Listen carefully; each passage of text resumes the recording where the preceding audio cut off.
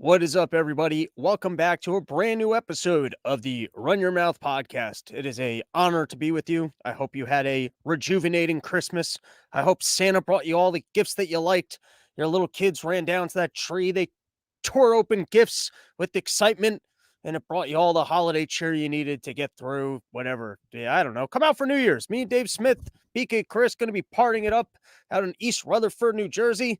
If you're out in Jersey, you ain't got nothing better to do, so show up, come party with us. I think this is going to be the last Run Your Mouth for this year. We're going to be taking down this fine studio brought to you by yokratom.com and moving to our new home. I'm excited to get all this crap out of my apartment because it was nice having a rape room. I don't know, you guys can go back down the archive and when I was trying to ensure that this room was soundproof enough that was the level I was going for. When I sat down with contractors, I made it clear. I was like, listen, not going to be forcibly having sex with anyone that doesn't want to be having sex with me, but I'd like for this room to lower the decibels and levels enough because I actually thought that in the climate that we live in now, that was less offensive than saying that I was going to be screaming about problems at the Federal Reserve and how I don't like minorities. And most of my neighbors are minorities that don't have the awareness or the fortitude to quite grasp what I'm yelling about when it comes to these financial topics. So just to be careful, I need this to be at that level. And so we did our part, but we blocked off, most of the space. We made it so I couldn't see my windows. I'm claustrophobic by nature, and so we turned what was a nice open space of a living room into a pretty condensed space of claustrophobicness. And so hopefully, guys, everyone, if you're standing next to someone else, take their hand and run your mouth in the hearts. Look up at the clouds and say a prayer that the new studio space should be a blessing for all of us. And I also have a box full of gear of some pretty expensive equipment that we just don't use for the show. Like we got the Tascam thing that I don't use. I got to start splitting lines and actually getting high quality audio and then doing the post production and remastering, as opposed, not that this is a cheap mic. This is a pretty decent shotgun mic, but StreamYard, it fucks with all the levels. And I don't know, maybe you guys don't want to hear about the technical talk, but I haven't spoken to anyone for days. So you're going to listen to this. Okay. Well, don't worry. We'll cover the news, but you're going to have to listen to me pontificate about gear and studio issues. Until I finally drive down to the highway and find some Mexican who doesn't speak English, who'll go, see, and I'll keep telling about all the things that we're trying to do. We'll go, see, but until I do that, you guys are going to have to listen to this shit, okay?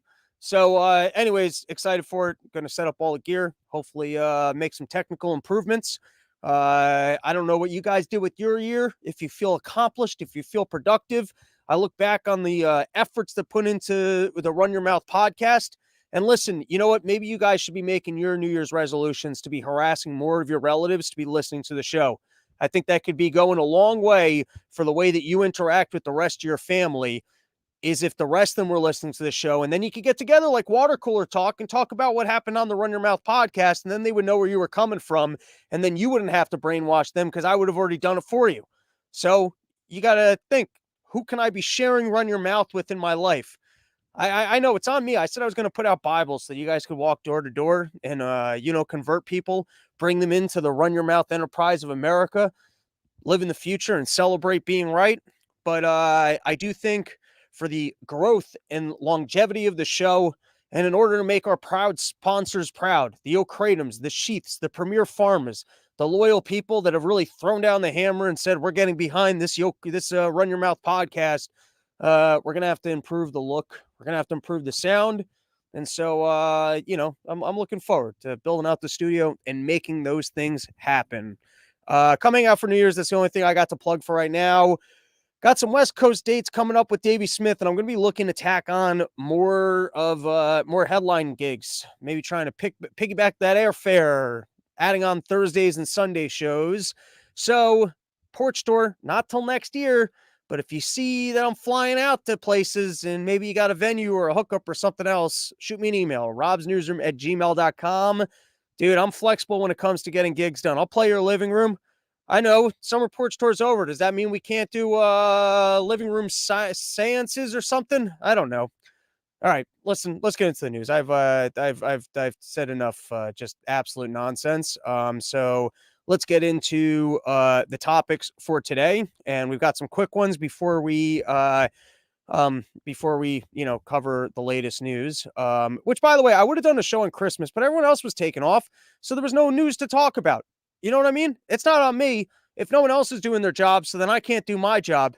All right, anyways, I'd like to start off the show by clarifying what I said at the last show about handicap people, because like sometimes when you buy a new car, and I actually have never bought a new car. I've had cars in my life, or 3 cars in my life, and all of them has been because relatives got dementia. Those are the only cars I've ever had. But maybe you actually have saved up or taken on debt, and you got yourself a car, and then all of a sudden you start noticing all your cars on the road.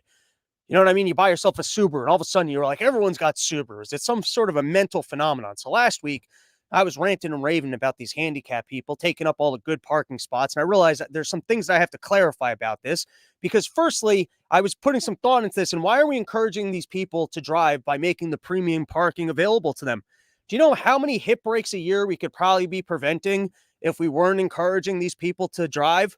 Or how many times do these old people end up getting into accidents, slowing down the productivity by clogging up our roads, all because we're encouraging them to drive by making the premium parking available to them? Have you thought about that?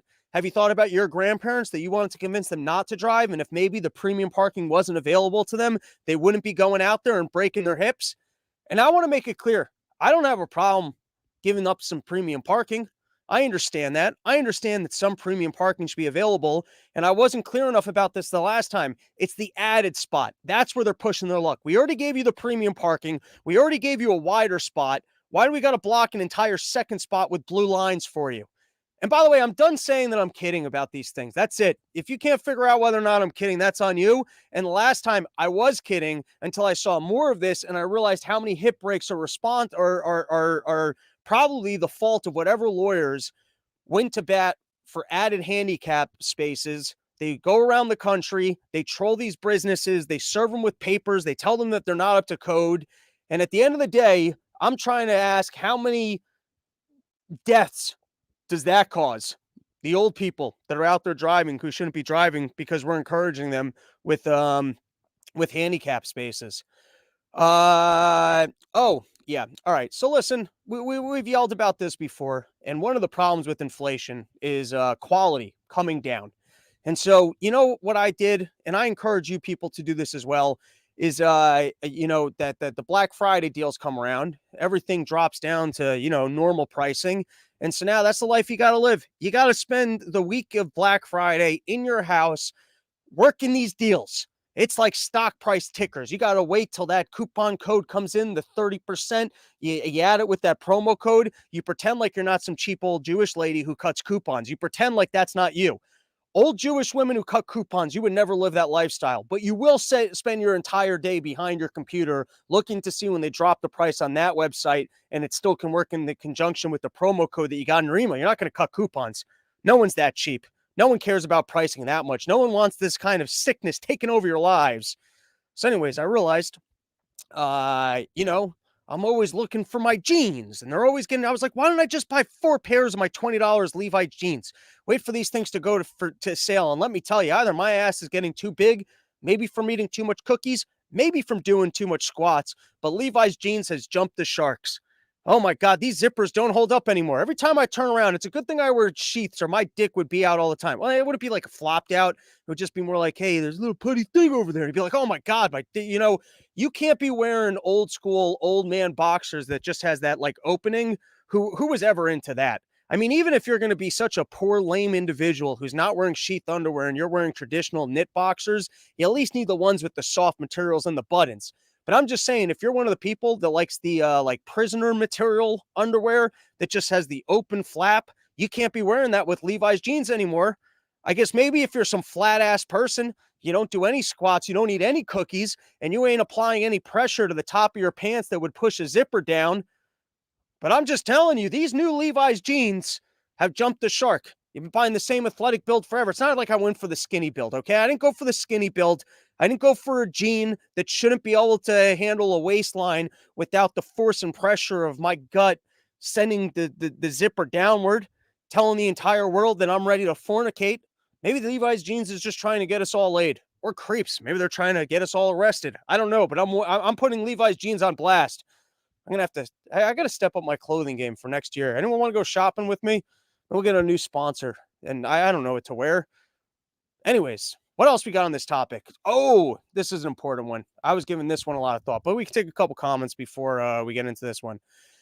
LP, what's up? Just harassed two family members into listening to the show. It's either this or me ranting, their choice. I think that's the way to do it. Based. How early is too early to start emailing you about porch tour? That's an excellent question. I probably won't start. I mean, by February, March, I got to start piecing that thing together. And my guess is it's not going to start. Well, I'd like to get it started in April. And I do have a new. I should have enough new material, maybe even to go by April. So my suggestion is maybe like end of January, early February. Shoot me an email and just put in the subject line porch tour. And if in the email you can give me more information, that's better than less information. And just know it's just going to sit there for a while I put together my Charlie Day map of the United States of America and I start piecing together all the different locations. The easy ones are going to be ones that I can tack on to the current locations because there's places that we're definitely going back to. I don't care if the hosts don't want me back. I'm coming back. Sandpoint, Idaho, you're not telling me I can't come back to your yard, okay? That one's already a built-in tradition. Max, if you end up selling your house, well, guess what? The person you sell the house to is going to have to deal with me doing porch tour. You should be selling that house with an easement that every summer in August we get to do the porch tour. It's not the most heavily attended porch tour, but that's the OG porch. And if they dare touch your private bar and ruin porch tour for me, all right. And there's other locations out there. There's some other ones that we're going to be showing up to. So anyways, send me an email, robsnewsroom@gmail.com. You put into the subject line, porch tour. You give me the information, where you are, phone number, pictures of your wife's heavy tits, the things that are going to entice me to come out to your home. And we take it from there. All right. So anyways, let's get back into the topics. Some good comments there. But let's go with this one. All right, I was thinking about this a little bit. I hope to next week. First episode of the new year will probably be Gene Epstein, and then Professor David Collum writes these unbelievable long things on Zero Hedge, and I'm hoping to have him on because I've missed out on a lot of market gains over the last couple of years. I don't know about you guys. Maybe you're more sophisticated investors than I am. You haven't been blowing your money on good lunch. Studios for your and gear and whatnots, but maybe you've been in there on your market rallies. When COVID came around, you knew that the Fed was going to prop this thing back up. You dumped money in and you've been riding that wave all the way up. You've been listening to your people and their portfolio and their traditional wisdom, and you're sitting there and you're going, I have to have my money in the market. And I've had an overwhelming feeling, hey, all of this bullshit has been since 2008. You've had your quantitative easings. You look at your PE ratios and other things I don't really understand. And this thing makes no sense. It doesn't make sense. They can't put money into this thing forever. At some point, it's going to have to start coming down. I want to keep my money out of the market. But then every time you look at these end of year reports and it's like the market did better this year than ever before. These tech companies, these 11 tech companies, your Amazons and your other things that never turn a profit, they've carried the market to levels that we've never seen before. And so there is something to the efficient market hypothesis. Everything's priced in, the hive mind, people are getting things right, the invisible hand. And you know what? I got a new market theory, which is that everyone's retarded. So whatever everyone else is doing, just do something else.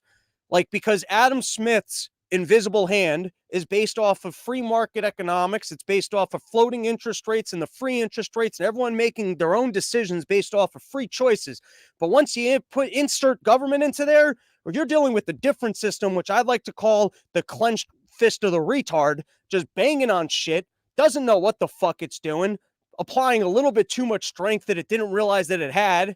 And so that's probably, everyone's going into homes, leave homes. Whatever people are doing, just do something else until that bubble busts and then put your money in and then everyone gets excited. It starts going up. I don't have the system perfectly worked out. That's going to be a 2024 topic, but it was one of those things swirling in my head. And, I'm excited to get a notable professor from, what's that big college in Ithaca that's kind of Ivy League or maybe Ivy League? and then, we'll run the theory by him.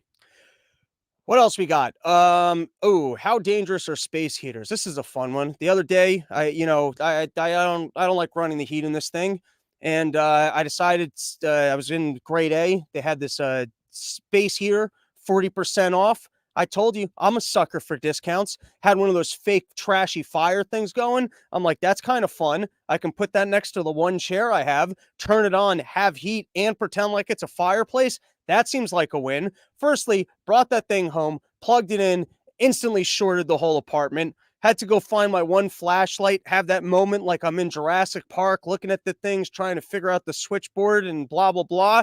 And then also, the thing, you shouldn't be allowed to sell me some piece of crap that comes with 5 pages of instructions of how I can burn down my apartment. Don't tell me something that's basically just a giant toaster oven that if I put on some carpet that's been here since the 1960s and is nothing but fur balls and whatever chemicals other people have dropped on this thing. The entire carpet in my building is a ticking time bomb for space heaters. It doesn't make me feel a lot better when it comes with 15 pages of warnings of how everything can how flammable the thing is. What else do I have on my list of randoms? Out of the house alcoholics, and then let's skip that one. Nikki Haley and Donald Trump. Okay. Yeah, they're talking. There was some chatter out there of perhaps Donald Trump picking Nikki Haley as a vice president candidate person, on the ticket. And if that were to happen with zero proof whatsoever, that means that they sat down, they had their little deep state meeting, and they said, listen, you let this person be your vice president, and it can all go away. You can go be a president. You can go pretend that you're going to build a wall. You can go pretend like you're going to do tariffs and other things, and you're finally going to get China, and you're going to solve the Palestinian problem. You can make whatever claims you want. You can be president again. We'll allow it to happen. You just need this lady to be your VP. So, and then you end up with Trump 2.0. Talks a big game, gets absolutely nothing done, and the deep state rolls on. All right, let's get into the show. Let's take a couple of comments first. B from Yo Kratom hasn't been in live chat for a while. Welcome. Nice to see you, everyone. YoKratom.com, home of the $60 kilo, loyal sponsor of this show, making the new studio and improvements happen. Chef Denker, hey, Rob the Fire.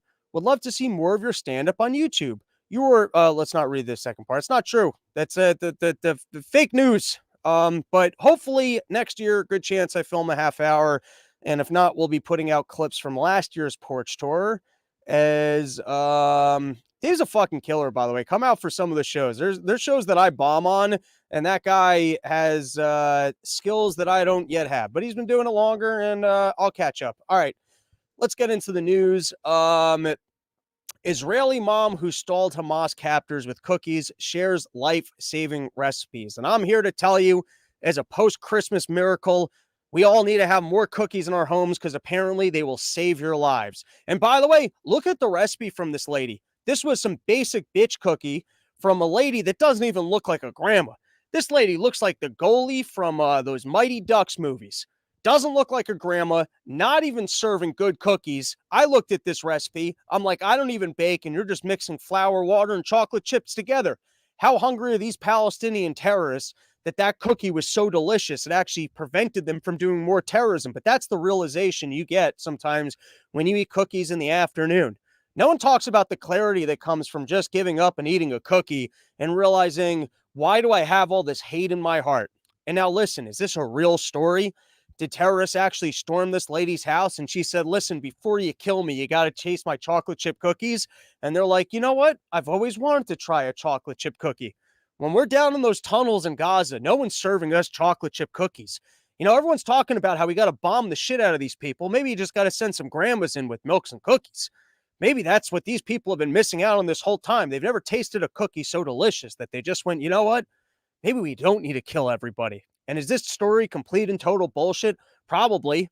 But, when you get someone, because there weren't too many details within the story, other than I guess they took them hostages and the lady's like, I'll cook for you. And then she just kept stalling until her son was in the military, came and killed them all.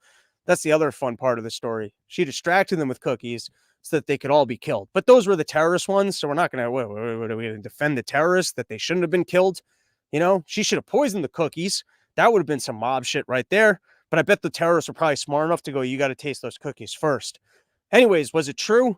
I don't know.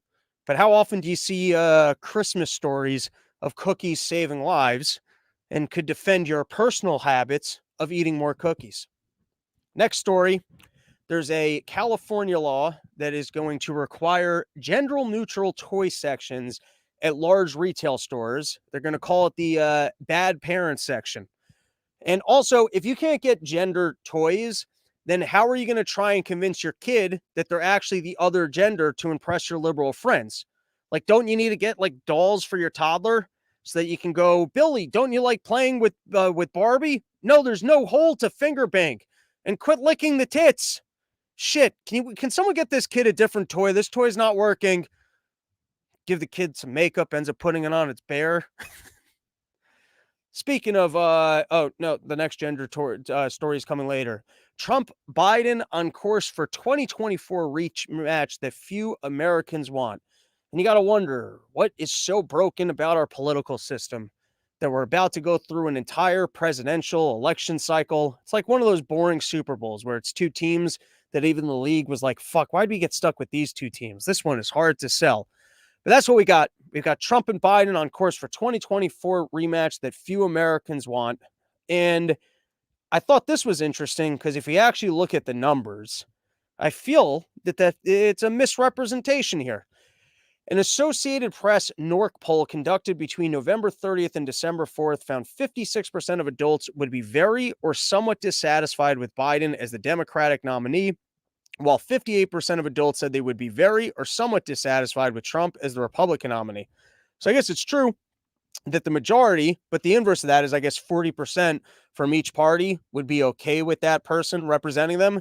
And so I guess if you compare that to any of the other options, the other people are probably only at 20% or 10%. So yeah, I guess 40% is actually enough to win your nomination and might even be enough to win an election. So that's kind of just the way the system works, is that a winning coalition is just that, you know, isn't that funny about democracy? Because most people just vote against the other person. And so how many people actually like you? Like, what is the core of your winning coalition? 8% of people actually like you. So to me, if you're going to say, hey, nobody wants these people with then you're really just saying that the entire system of democracy is no good because you're always being stuck with candidates that the majority of the population doesn't actually want or like. All right, before we do the next article, let's plug one of our sponsors, sheathunderwear.com. Guys, if you missed out on Christmas or you got a bunch of Christmas money, you don't know where to spend it, go to sheathunderwear.com and get yourself the greatest underwear that's ever graced the balls of man. You want to have yourself a better 2024? The way to do it is to start by supporting your testicles, because it's hard to make good decisions when your testicles are flopping all over the place, they're sweaty, and you're uncomfortable. You don't know the confidence that comes with properly supported nuts and the feeling of knowing that you're wearing the greatest underwear that's ever graced the balls of man. And you start with better underwear and you start making better decisions. So if you want to feel new and improved, the only reason I can move this way with such ease and grace is because I wear sheathunderwear.com and it's all smooky smooth down there. So go to sheathunderwear.com, use promo code RYM, you get yourself 20% off. Greatest underwear that's ever graced the balls of man. So get out there, spend that Hanukkah money that your grandma gave you. Call her up, let her know, hey, grandma, you wouldn't believe how good my dick looks in the thing I bought with your underwear. Because people, if they give you money, it's courteous to let them know, hey, I spent your money on this thing. It's courteous. So that's what you got to do. Don't just take the money, go spend it, never say thank you. Don't write thank you notes, though. That's fucking creepy, old school, and weird. That's too much. You got a phone, you take a picture of how good you look in your sheets, you send it to your grandma, and you say, look at what you did for me, grandma. Now I'm able to text message this to the women that weren't sleeping with me, so thank you. Malpractice insurance prices are stopping small clinics from offering gender-affirming cares to minors. I thought this one was fascinating. It was reported by Zero Hedge. It's an article by Time Magazine. And I thought, because I was saying with the COVID stuff, at some point, the story might come out in the insurance numbers when all of a sudden insurance numbers start getting changed because the old rates don't make sense because there's some new thing that seems to be changing the death or sickness numbers. Now, has that come out? Not in a fully transparent, widely reported way. Seen little articles here in the fucking fringes of the internet, but nothing conclusive, nothing completely in your face, no massive reckoning of insurance rates. And I bet if they did have to uptick prices in a significant way, they would tell you, oh, it was those seed oils, we're not going to do it anymore, or it was this, it's because those beets that we were shoving into your burgers.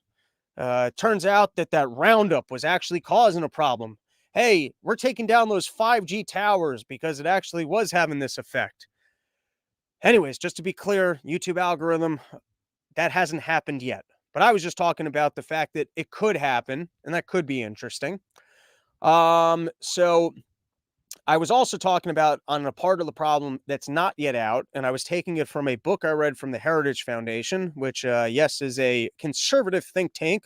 They were talking about how Obama was passing these laws that basically force people to provide care for transgenders. Like if you're running yourself a testosterone clinic, and you like to give to the ideal patient to you is the dude who doesn't want to get like all the way shredded, but wants to be a little bit better looking, and you want to pop him in with some testosterone. So you open up a clinic so that you can help your 50-year-old dudes look more like the 40-year-old dudes, put on some sheets and get out there and get laid. That's the business that you want to run. But I believe they passed laws like if you're giving out testosterone, you got to give out testosterone to everyone. And even if you don't believe that people identifying as the other gender is a safe or good medical procedure, you're not allowed to make that recommendation. If you're giving out testosterone, you got to be pumping out testosterone. Little kid wants some of that testosterone. You don't get to tell them that I know you're a doctor and I know this might be against what you think is good medical treatment, but we write the standards, we have the licenses, and you're going to have to get out there and you're going to have to provide it. Do I have all those details perfect? No, you guys can go read on your own time. Anyways, this one I thought was fascinating because if you look at the fail rate of, I guess, I mean, you can maybe even argue that all of gender affirming care for minors is malpractice. So how do you even insure for it? But I guess if you look at how many problems might happen, especially with the more aggressive surgeries, I never even thought about this. Why would anyone want to insure for it? Now, it could be, as we're going to explore in the tidbits of this article, that you'll have government legislation coming in. And the same as they said, you have to grant insurance to everybody. You're not allowed to have pre-existing conditions, which just further socializes the cost of medicine. You can't go out there, be a healthy individual, get together with other healthy individuals and get yourself a better rate on insurance. I mean, drivers get to do that. You can shove something up in your car, have a good driving record, and get cheaper insurance. But if you're out there every day eating McDonald's, chugging down Coke, smoking cigarettes, I guess your insurance. I mean, I don't know how they price that thing in the market. They can't entirely exclude you from insurance. Maybe they can charge you higher rates, but I bet there's a cap on the higher rates based on the fact that they can't totally not insure you, and in some capacity they're forced to give you insurance. So I bet which essentially just further socializes the cost because they're going to have to transfer those costs to you. So, for example, if you're in the malpractice insurance industry and all of a sudden you're forced to provide care for what there's a high rate of malpractice for, and you're not allowed to exclude it, like imagine it's simple enough. You got this, you get more malpractice cases, you don't want to insure for it, and then you're forced to insure for it. You can't charge more for it, even though there's more cases. What does that do for the rest of our costs and procedures? It just goes up. It just further socializes medicine. But if government doesn't step into the market and socialize the costs and mandate that it has to be covered for, it's interesting that the market itself, and because of the cost of these things, it might just fall out of existence because no one can afford it. Stated differently, the exact same thing could happen in vaccines. If there were no laws that government didn't have, that companies didn't have to pay you for damages because of the vaccine, the cost of the vaccine would indicate to you how safe a vaccine was. Because let's say, for example, every year in America, 1 million people got the MVT vaccine. I'm making it up. It doesn't exist. The MVT vaccine, right? And now let's say that for 1 out of the 1 million people that are going to get the MVT vaccine, they're going to lose the loss of their legs. And let's say that the payout to a person that loses the cost of their legs is $5 million. That's what it's going to cost to get them a nice wheelchair, a nice ramp, a this and that. So you know what you do? Let's say the vaccine was supposed to cost $1. You make the vaccine cost $6. And now when that 1 out of 1 million person ends up without the use of their legs, you're able to pay them $5 million. It's basically a built-in insurance contract where you can forecast the damage to your vaccine and paying out the person who is going to need care because of the harm. And then maybe it's worthwhile for everyone to get the vaccine, because if you're the person who's harmed by it, there's a payout. You don't feel good about $5 million for losing your legs, you can go up to $20 million, and then it's $20 per vaccine. All right, do I have that math right? $20 over the million? I don't know. Maybe I have it wrong, but conceptually, I think you guys can follow me. And then it would be very clear if you had a super expensive vaccine that it's kind of dangerous. And so the dangerous ones, no one would be able to afford, or no one would be able to want, and they would fall off the market. The safe ones would be cheap because you wouldn't have to price in for all the injuries. Very simple, right? It's almost interesting. You take a step back and you're like, wow, the free markets, look at the things that it can solve when government doesn't step in and removes the invisible hand and changes it into the clenched retard fist. Can I come up with a classier example? Yeah, maybe at some point. But for now, let's go with it. All right. So, anyways, I was fascinated by this because I was like, oh, look, absent of government stepping in and making corrections in the market, you might actually have the people that have been trying to pretend like this stuff is safe have to contend with the fact that it clearly isn't, as insurance has to make adjustments in the costs because there's so much regret about it. Like, these things can actually come out in the pricing, which can show you the picture. So this was from Time Magazine. Malpractice insurance prices are stopping small clinics from offering gender-affirming care to minors. 5 months after starting a search for malpractice insurance, Rowe said he received a quote for a policy that would allow the project to treat trans youth. That's when he realized finding a policy was only the first hurdle. He expected the coverage to cost $8,000 to $10,000 a year, but he was quoted $50,000. Now, in the world of medical procedures, $50,000 doesn't even sound like that much money. That means you're treating 50 people and you got to charge them $1,000 a year more so that you can cover your insurance costs. Seems to me like actually everything that I was just ranting about is irrelevant in this case, because the $50,000 quote tag doesn't even sound that expensive. I mean, you guys have seen what you have to spend on your fucking healthcare every time you see a doctor. They send you for 14 different tests. You end up with a bill and no results back. And then here you go, $50,000 spread across all your patients for an entire year. You clearly don't have enough patients coming in. And then you're telling me you can't just bill that to the insurance and basically then have the other insurance things come up? Okay.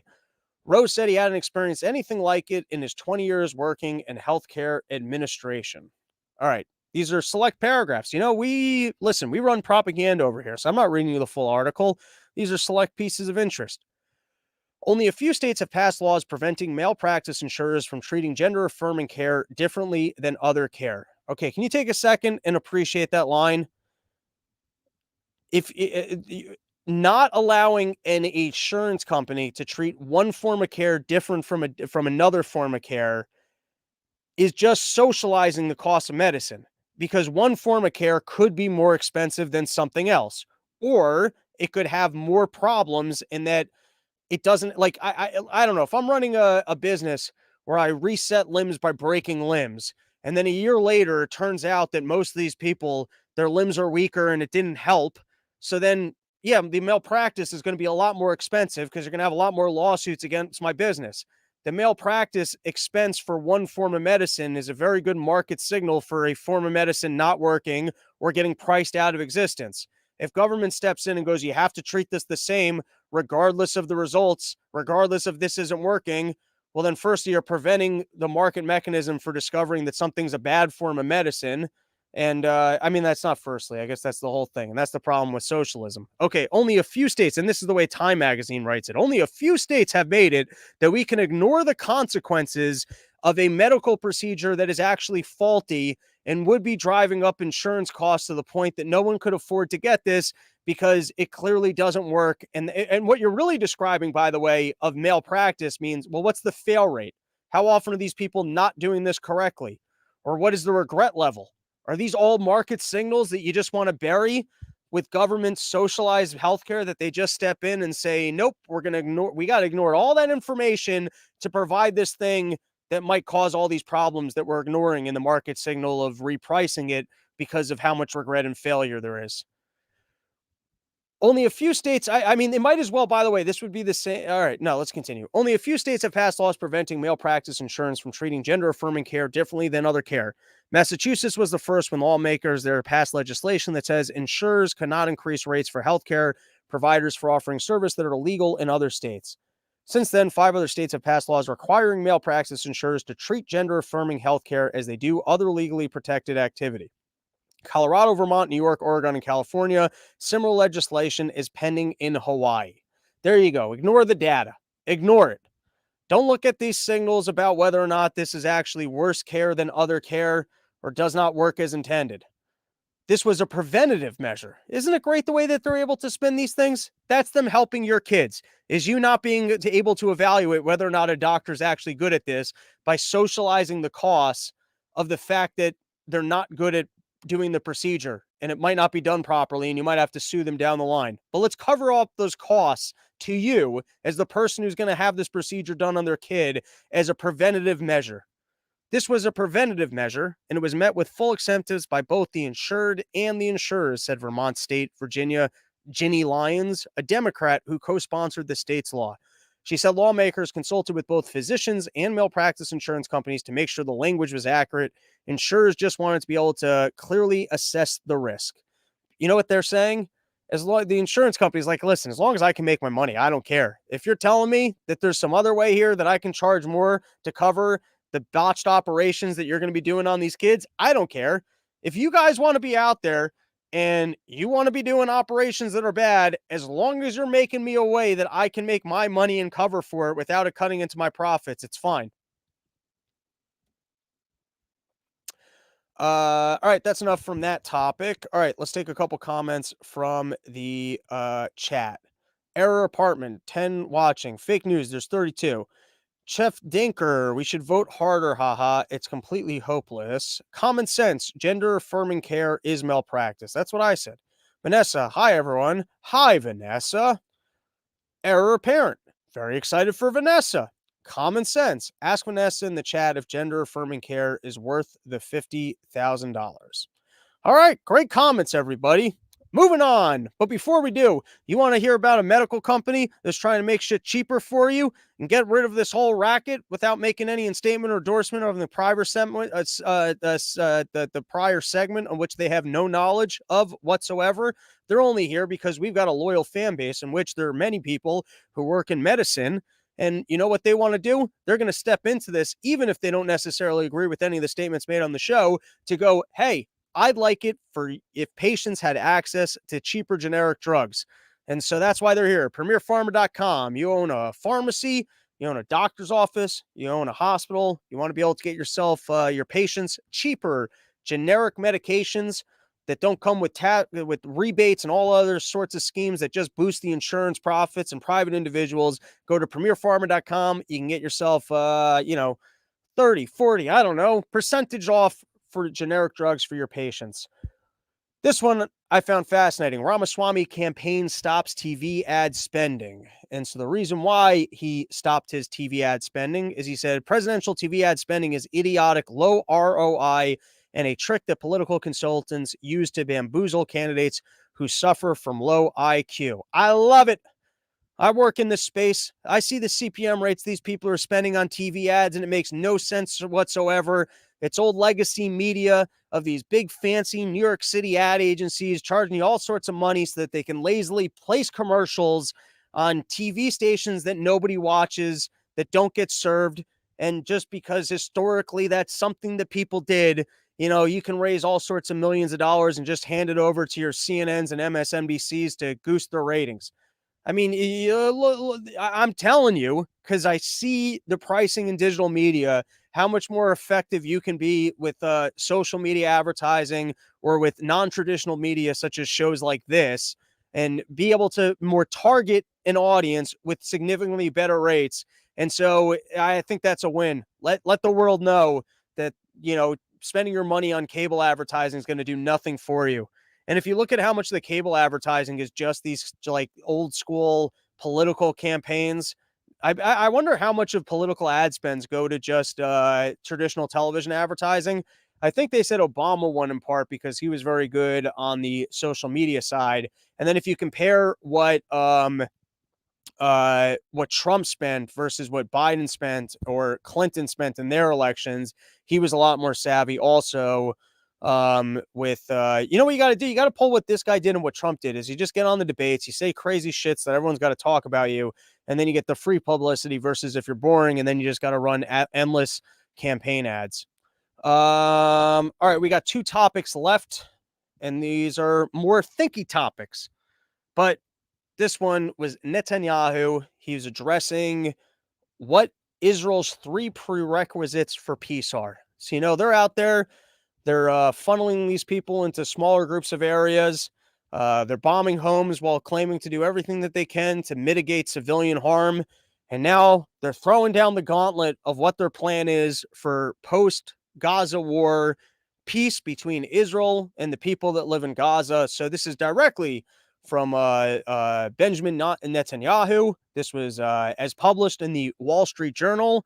And so as opposed to all of my anti-Semitism of looking at the situation and going, it looks to me like Israel is engaged in the reckless murder of innocent civilians.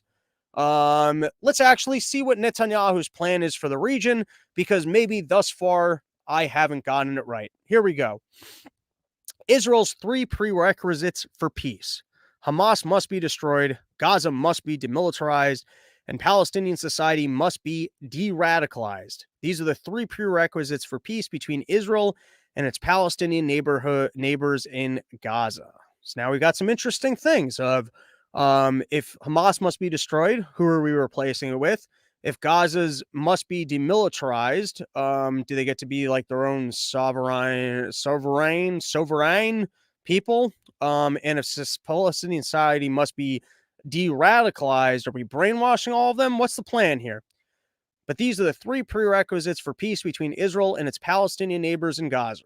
First, Hamas, a key Iranian proxy, must be destroyed. The US, UK, France, Germany, and many other countries support Israel's intention to demolish the terror group. Is that what you guys are reading in the paper? Everyone's against terrorism. Everyone likes getting rid of terrorism.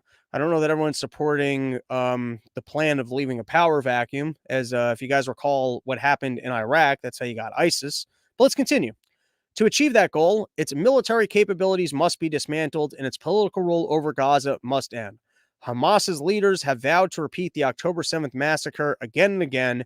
That is why their destruction is the only proportional response to prevent and repeat of such horrific atrocities. Anything less guarantees more war and more bloodshed. All right, I'm okay with this. He's just saying, got to get rid of Hamas. It's a little bit rich when you're the one who said, hey, let's have this Hamas thing so we don't have to have peace, and you've been sending them payments.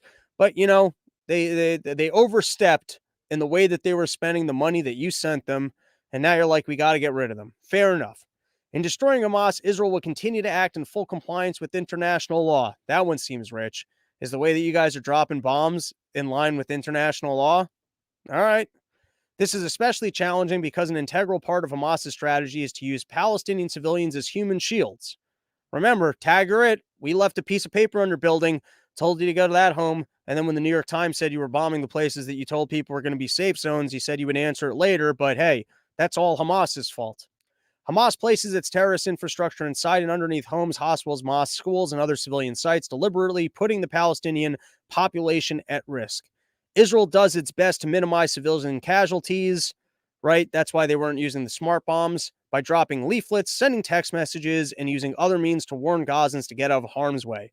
Hamas, by contrast, does its utmost to keep Palestinians in harm's way, often at gunpoint. Unjustly blaming Israel for these casualties will only encourage Hamas and other terror organizations around the world to use human shields. To render this cruel and cynical strategy ineffective, the international community must place the blame for these casualties squarely on Hamas. It must recognize that Israel is fighting the bigger battle of the civilized world against barbarism. That's actually an interesting argument. I don't agree with it, but I'll give him points. He's saying that if we allow for human shields, it incentivizes the use of human shields. So we need to instantly go no human shields so that no one thinks to do it.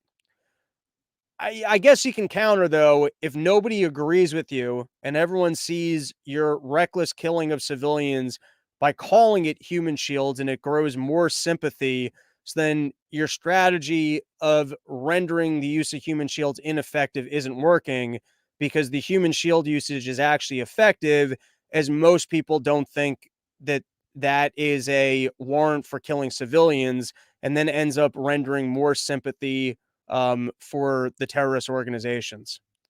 Second, Gaza must be demilitarized. Israel must ensure that the territory is never again used as a base to attack it. Among other things, this will require establishing a temporary security zone on the perimeter of Gaza and an inspection mechanism on the border between Gaza and Egypt that meets Israel's security needs and prevents smuggling of weapons into the territory. So you're gonna further prison the thing? What, it was like a minimal security prison. Now you're gonna make it a maximum security prison, and you're like, you guys, and talk about being the bully in the area. You're even gonna tell Egypt, hey, you're gonna have to comply with the way that we want to conduct our search of Gaza. Hey, your border better be. I know you're your own state, but your border with that place better be up to compliance with the way that we want that border to look like. The expectation that the Palestinian Authority will demilitarize Gaza is a pipe dream. It currently funds and glorifies terrorism in Judea and Samaria and educates Palestinian children to seek the destruction of Israel. Not surprisingly, it has shown neither the capability nor the will to demilitarize Gaza. It failed to do so before Hamas booted it out of the territory in 2007 and has failed to do so in the territory under its control today. For this foreseeable future, Israel will have to retain overriding security responsibility over Gaza. So there you go. No independence, no other authority in the area. America has been saying that they were hoping, I guess, that the Palestinian Authority would take over control of the area. And he's saying absolutely not. It's going to have to be under Israel's control. So what does that look like? Israel being in the area? Maybe it's better. Who knows? Maybe we're all wrong. Maybe Israel goes in there, creates all sorts of jobs for these Palestinians. They've never been happier in their whole lives than having gotten rid of Hamas and having Israel really occupy the territory. We're talking about being in there, I guess, with its military and policing the safe place. But maybe that's what's going to make all these Gazans safe. Maybe it's a bad neighborhood that just needed a strong enemy police force. Third, Gaza will have to de-radicalize. Schools must teach children to cherish life rather than death. And imams must cease to preach the murder of Jews. Palestinian civil society needs to be transformed so that its people support fighting terrorism rather than funding it. Sounds like you're going to go in there and, I guess, start brainwashing people.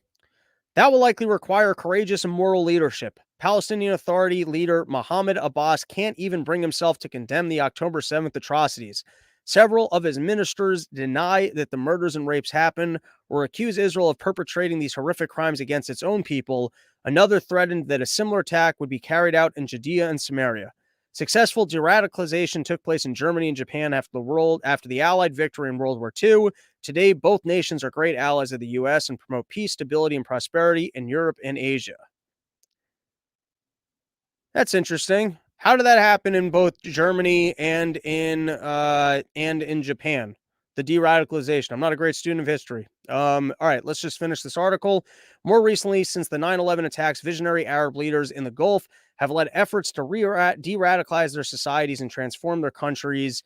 Israel has since forged the historic Abraham Accords and today enjoys peace agreements with 6 Arab states. Such a cultural transformation will be possible in Gaza only among Palestinians who don't seek the destruction of Israel. Once Hamas is destroyed, Gaza is demilitarized, and Palestinian society begins a de-radicalization process. Gaza can be rebuilt, and prospects of a broader peace in the Middle East will become a reality. Hey, it's kind of winning me over at the end. So I guess he's saying they're going to go in there. They're going to do all their atrocities. They're going to brainwash everybody by saying, hey, you guys have to be committed to saying we love Israel and playing by our rules. And if you do all that, you're never going to have your autonomy. But I guess we'll slowly extend further freedoms for the prison you live in. I guess that's kind of the way to, maybe there's too much spin on there on my end. All right, last article, and then let's call it a day. Too much reading today. I prefer when there's more nonsense in the episodes. Special counsel Jack Smith seeks to block Trump from making political attacks during trial. All right, this is an interesting one because we had both in the Rudy Giuliani case, which I did not follow as much as the Alex Jones case. It seemed like definitely in the Alex Jones case, he was determined to be guilty before he even showed up in court. And it was because they said that he did not play fair in the process of handing over materials or whatever else. This was a year ago. I don't remember the specifics. You can go back to, it was the first Las Vegas episode of Porch Tour that we did. It was me and BK Chris, and we played clips from that trial. But it was determined by the judge before a jury ever heard it that the guy was guilty. He wasn't allowed to defend himself. He just had to participate in a trial of how guilty he was. And to me, I don't like. I understand. I guess you can play so not fair ahead of time, but I would think that a jury would have to make the decision that you weren't playing fair in the process, because if a judge is doing it, then, you can be found guilty, not of a jury of your peers. Seems like Rudy Giuliani claimed the same thing. I didn't follow that case. And Jack Smith seems to be pulling off a similar thing here, where he's going, all the arguments that you might make to defend yourself are political arguments and they're inappropriate in court. I need to make a determination before you're in court and before you're in the jury that you're not allowed to say any of the things that might make sense to say in this case. So let's read. This is from, I believe, MSNBC. Special counsel Jack Smith seeks to block Trump from making political attacks during trial. Smith also asked the court to prohibit Trump from blaming law enforcement for the attack on the U.S. Capitol on January 6, 2021. Smith pointed to Trump's argument that he's only being prosecuted for political reasons. In addition to being wrong, there you go. He's the prosecutor, so you're trying to make the other argument. So you can just go, hey, this guy is guilty of murder, and he can't claim it wasn't murder because he's just wrong. Well, then why are you having the trial at all? All right. In addition to being wrong, these allegations are irrelevant to the jury's determination of the defendant's guilt or innocence, would be prejudicial if presented to the jury, and must be excluded, this special counsel wrote. Well, if it's irrelevant to this particular case, well, all right, so let him say some nonsense. What does it matter? Unless, I guess, if you're trying to limit the scope, well, like, why are you limiting the scope of what the jury is able to hear, or the context of what they're able to hear? I just don't understand the law enough. Additionally, Smith seeks to have the court prohibit Trump from telling the jury arguments he's made publicly that others are to blame for the January 6th attack on the Capitol, including law enforcement, military forces, unidentified secret agents, and foreign influence. Doesn't that sound like a defense argument of, listen, I'm not at fault here. Here's the evidence that other people were setting me up? Wouldn't that sound like that's actually just a defense? Smith also asked the court to prohibit Trump from arguing to the jury that the reason for the January 6th attack was ill-prepared law enforcement. Also sounds like a reasonable defense.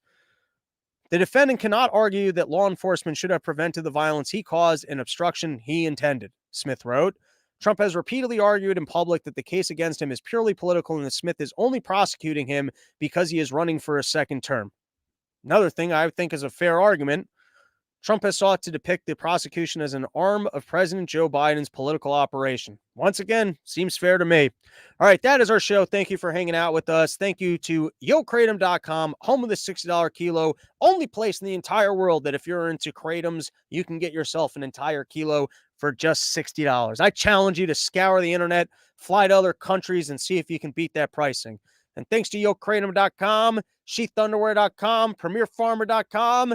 That should be the end of the episodes from this lovely home studio with the green screen that sometimes flickered, the light that was too bright in my eyes, this dumb setup of just articles in front of you. We need the fancy news graphics, the floating images, the tickers, the things that make you look like you're watching a professional, structured media thing that then you'd have to listen to and go, I don't know what the fuck this kid's talking about.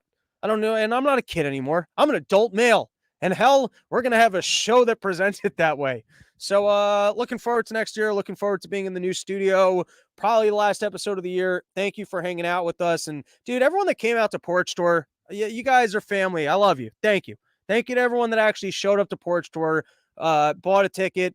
To all the hosts out there, this was a cool year. I got to gig more than I ever gigged before. That's not true. When I used to play in the city all the night, I did more gigs technically. But in terms of like headlining, doing the more specific comedy that I like, right direct to the fans, you people, and hanging out, building a cool thing here. So, thank you everyone for hanging out, making it that I'm not just some dude, talking to myself in my living room. for all the people, that supported the sponsors, all that stuff. I'm having a moment of gratitude as we come into the new year, just to say thank you to the sponsors for sticking with us for a whole year. Thanks for everyone that stuck through tech errors and whatever else, invited me into their home, showed up for the live shows. Looking forward to 2024. Going to go bigger, better, and more professional, and share the show with your friends. Let's make it happen. All right, let's take a couple comments. After that nice exit, we're going to take some comments. The ADD, I'm looking down. I'm like, look, you got all sorts of comments here. Common sense. Ask Vanessa in the chat if gender affirming. Oh, we already read that one. I already read that comment. Give me a fresh comment. Common sense. Destroyed, disarmed, and or displaced. Common sense again. This guy's dominating the comments. Anyone else want to throw in a comment here? I got my wife a power vacuum for Christmas. Okay. Brandon Leone, it's funny to talk about Gaza like they're going to let them rebuild. And then last comment on the day, Gaza is such a fun name for a place. Shouldn't be calling it something like Doomed. All right, that is our episode. Thanks, everyone. Work out the comments for next year, everybody. But that's our episode. Thanks for hanging out. Back next year with a new episode. Peace.